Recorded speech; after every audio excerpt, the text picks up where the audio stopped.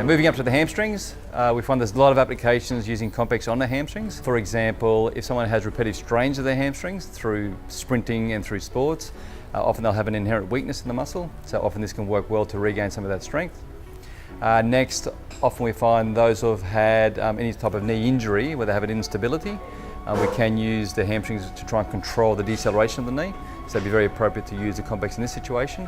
And the last instance where it's hugely appropriate would be in someone who's had an ACL reconstruction and the donor side was the actual hamstring muscle. So often we can use the complex on that area to regain function, to regain strength.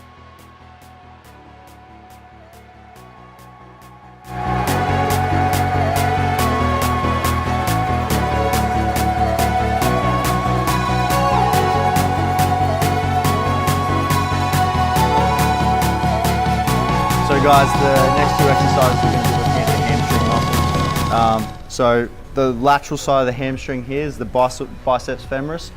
This is the most commonly strained or torn muscle in running athletes. Then we're also going to look at the medial side of the hamstrings. Semitendinosus and semimembranosus is where sometimes the can be used as the donor site for ACL recons. So guys, the exercise we're looking at here is a single leg hamstring bridge.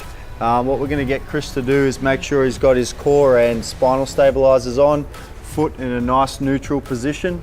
He's going to, as the complex comes on, he's going to hold a isometric contraction at the top.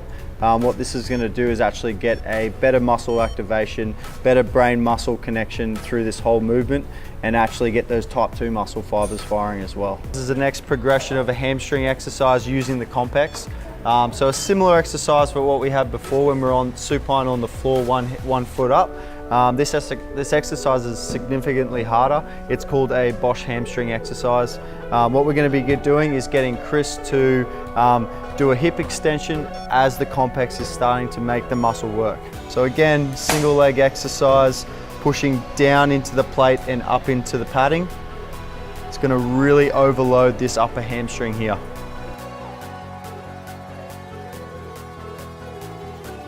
So on this exercise, guys, we want to really make sure you're ramping the complex up.